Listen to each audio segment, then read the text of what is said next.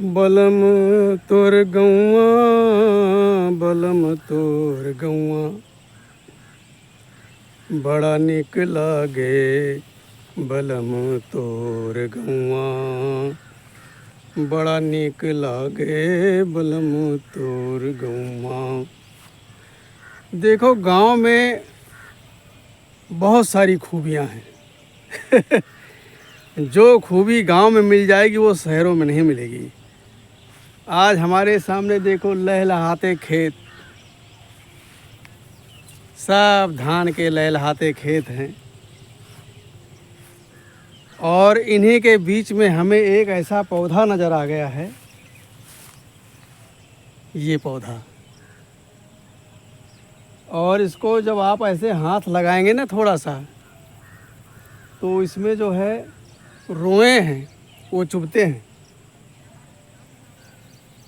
लेकिन ये कोई मामूली पौधा नहीं है।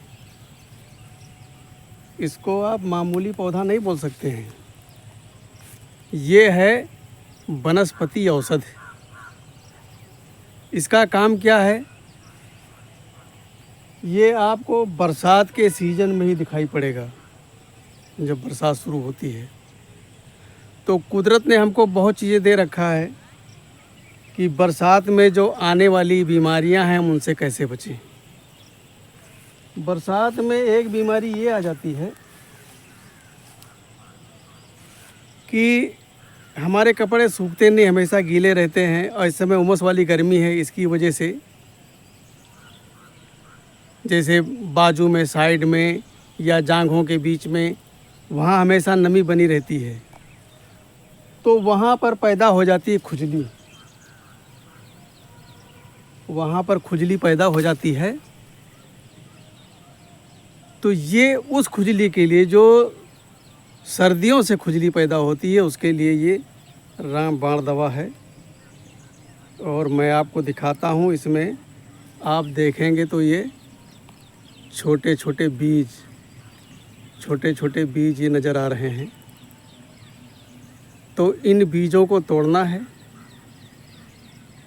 और हल्का सा सेंधा नमक और एक चुटकी हल्दी, इसको मिला करके सिलबट्टे पर मिक्सी में पीस लें। और इसको जो है जैसे उपटन लगाते हैं ना, इसी तरह उपटन की तरह जहाँ पर खुजली हो रही वहाँ पर लगाएं और रगड़ रगड़ करके मालिश करें।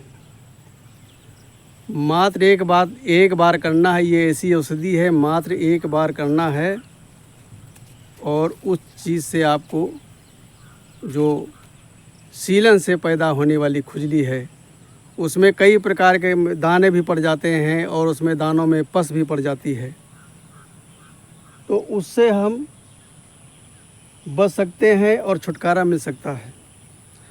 डॉक्टरों के पास जाओगे तो दुनिया भर का इतना पैसा खर्च करा देंगे तुम्हारा कि आप पैसा भरते भरते और दुनिया भर की परेशानी भी झेलोगे। तो ये है इसके बीज।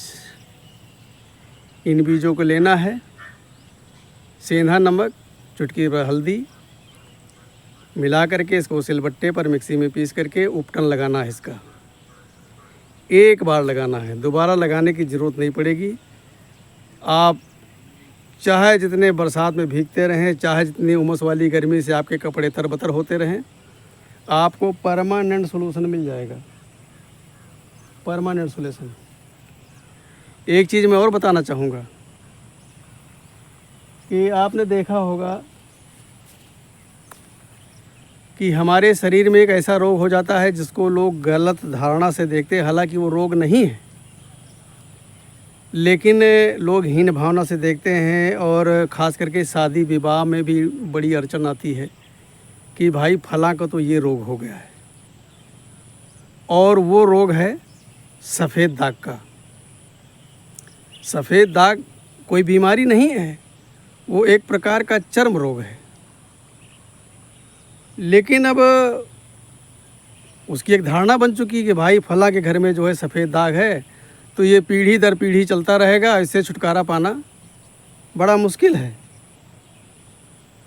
तो थोड़ा चलते चलते बात करेंगे। ये मैंने पौधा आपको दिखाई दिया है। तो इस पेड़ के पत्तियों को क्या करना है, इस पत्ती को पीस करके और उसमें 2-3 दाने काली मिर्च, इस पत्ती के साथ में 2-3 काली मिर्च लगा करके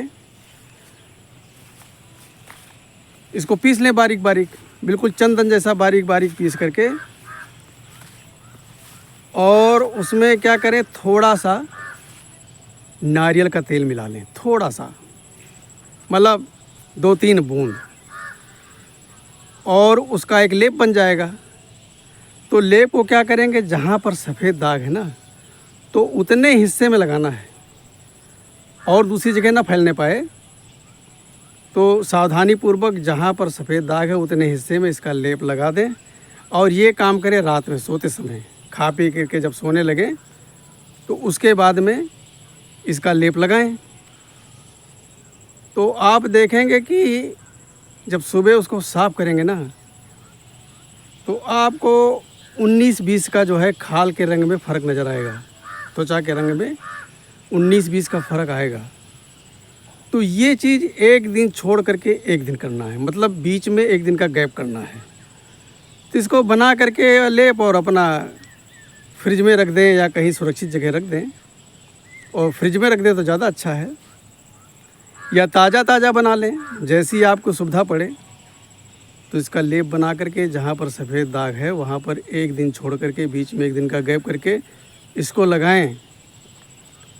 और ये देखो, सफ़ेद दाग जो है इतनी जल्दी जाता नहीं है, इतनी जल्दी जाने वाला नहीं है, क्योंकि ये चर्म रोग है। और चर्म रोग क्या है, धीरे धीरे वो बढ़ता ही जाता है, वो साला कम होने का नाम ही नहीं लेता है। किसी प्रकार का चर्म रोग हो, वो समझ लो कि त्वचा को ख़राब कर देता है। और किसी किसी के चेहरों में इतना ज़्यादा फैल जाता है कि पूरा चेहरा ही ख़राब कर देता है। तो इसका लेप जो है आप तकरीबन 1 महीने में आपको 15 दिन ही लगाना है क्योंकि एक दिन का गैप है। आपको 1 महीना इस्तेमाल करना है और आप देखेंगे कि आपका त्वचा बिल्कुल सही हो जाएगा। और आप लेंस लगा करके भी देखेंगे ना, लेंस लगा करके कि दाग कहाँ पर था, छूमंतर हो जाएगा, नहीं ढूंढ पाएंगे।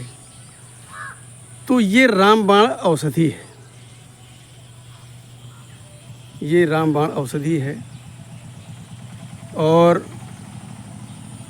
इसको तो हमारे यहाँ इसको संजीवनी पौधा के नाम से जानते हैं। अब आपके यहाँ क्या बोलते हैं मुझे नहीं जानकारी है। तो मैं एक बार इसका पौधा मैं आपको थोड़ा बड़ा करके करीब से दिखाते हैं, आप पहचान लें। हमारे यहाँ संजीवनी पौधा बोलते हैं इसको, तो आपके यहाँ क्या बोलते हैं, तो इसको आप पेड़ को देख लें, पहचान लें। मैं आपको थोड़ा सा बड़ा करके खाली पेड़ का पौधा आपको दिखाते हैं। जी हाँ, ये वही पौधा है जिसको हम संजीवनी नाम से आपको बता रहे थे। और इसमें देखो ये फल आए हुए हैं, ये है फल, ये फल आए हुए हैं। तो ये है संजीवनी पौधा, इसको आप गौर से पहचान लें। और ये बरसात के समय में ही आपको मिलेगा, बरसात ख़त्म और ये पेड़ ख़त्म। जब तक ज़मीन में नमी है भरपूर मात्रा में तब तक ये पेड़ रहेगा, उसके बाद में ये पेड़ हो जाता है ख़त्म। तो आप इसको गौर से पहचान लें। और इसमें जो है ये देखो, ये इसमें इसके फल आए हुए हैं। तो ये फल जो है ये खुजली के काम आता है, लेकिन जो ये पत्ते हैं ये सफ़ेद दाग में बहुत ही लाभकारी है। लाभकारी क्या, इसको चमत्कारी बोलिए। ये पूरा पेड़ ही आपका चमत्कारी पेड़ है ये। लेकिन बस यही थोड़ी कमी है कि ये पौधा केवल बरसात में मिलता है, अन्य समय में नहीं मिलता है। अब ये देखिए, ये धान का खेत है और धान के खेत में थोड़ी सी जगह खाली पड़ी है, तो वहाँ पर यही पौधा उगा हुआ है, संजीवनी पौधा। तो अब ये देखिए, ये देखो संजीवनी पौधा है ये। तो ये बरसात में आपको बड़े आसानी से मिल जाएगा। दोस्तों, कुदरत ने अगर रोग बनाया है ना, तो रोग हमें क्यों हो जाता है? हमारी लापरवाही से रोग हमारे पास होता है। हमारे शरीर में इतनी प्रकार की दवाइयाँ ईश्वर ने भर रखा है कि वो स्वतः जैसे हमारा कहीं पर कट जाता है, छिल जाता है, तो बिना दवा पानी कुछ लगाए स्वतः अपने आप ही ठीक हो जाता है। तो कुदरत ने हमारे अंदर दवाइयाँ भर रखी हैं, लेकिन अगर कोई बीमारी हमारे अंदर पनपती है, पैदा होती है, तो उसके जिम्मेदार हम खुद ही हैं। हम लापरवाही बरत जाते हैं। और लापरवाही क्या है कि हम कुदरत के विपरीत काम करना शुरू कर देते हैं। कुदरत के विपरीत। अब ठंडी का मौसम आएगा, लोग बाग दे दही पर दही, दे दही पर दही खाएंगे, तो क्या होगा? सर्दी जुकाम होगा, नज़ला होगा, खांसते खांसते फेफड़ों में कब जमा हो जाएगा, टीबी हो जाएगी।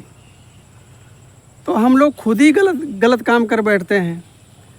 भाई, प्रकृति के साथ चलो। अगर स्वस्थ रहना है, ज़िंदगी में स्वस्थ रहना है, तो प्रकृति के साथ चलो।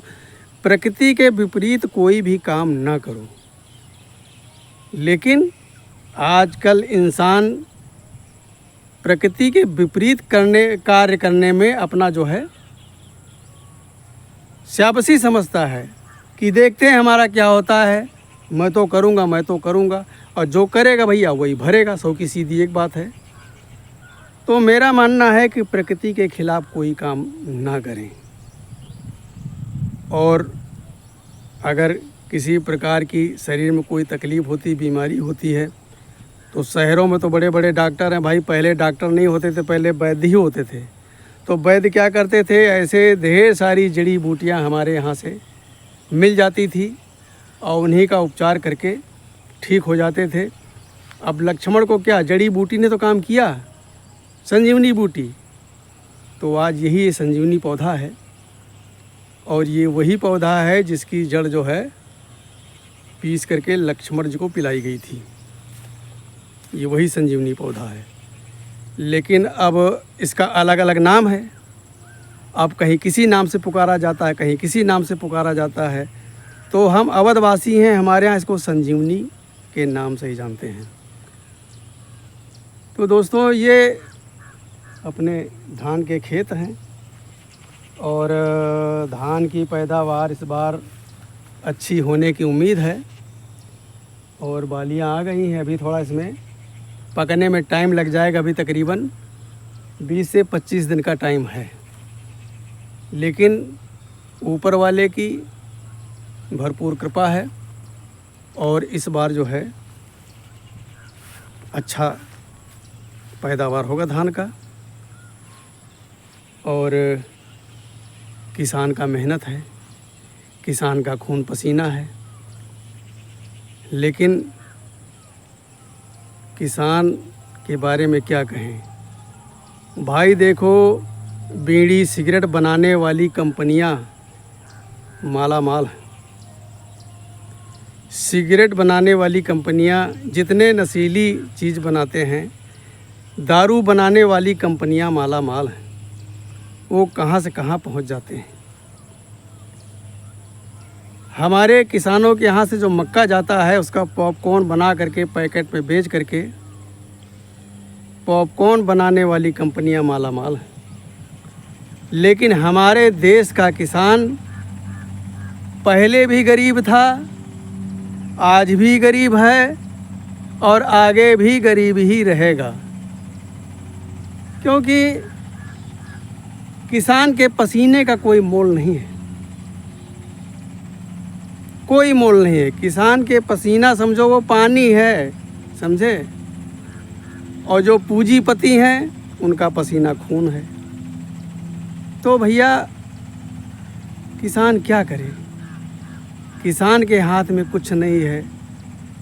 अगर किसी के हाथ में कुछ है तो वो पूंजीपतियों के हाथ में है। कौड़ी के मोल में ये सब फसलें जाती हैं। अब किसान के पास इतना कर्जा हो जाता है। सरकार को चाहिए किसान का कर्जा हर बार माफ़ कर दे, हर बार कर्जा दे। क्योंकि खेती में इतनी लागत आ जाती है, हिसाब किताब लगा करके देखो तो किसान की मजदूरी भी हाथ नहीं लगती है। लेकिन अब मरता क्या न करता, कोई और रोज़गार है नहीं, कोई काम धंधा है नहीं, खेती के सहारे उसकी सारी जीविका है, तो खेती वो करता है और खेती में ही मरता है। तो दोस्तों, किसानों के लिए रोने के लिए बहुत सारी चीज़ें हैं। किसान हमेशा रोता रहा है, हमेशा रोता रहेगा। किसान का भला नहीं हो सकता है। तो दोस्तों, आज का हमारा वीडियो कैसा लगा, और जो मैंने आज आपको जानकारी दी है, जानकारी आप दोस्तों तक शेयर करें, ये बात और आगे तक पहुँचे, ताकि लोग इस संजीवनी पौधा का फ़ायदा उठा सकें और अपनी बीमारी का निदान पा सकें। नमस्कार।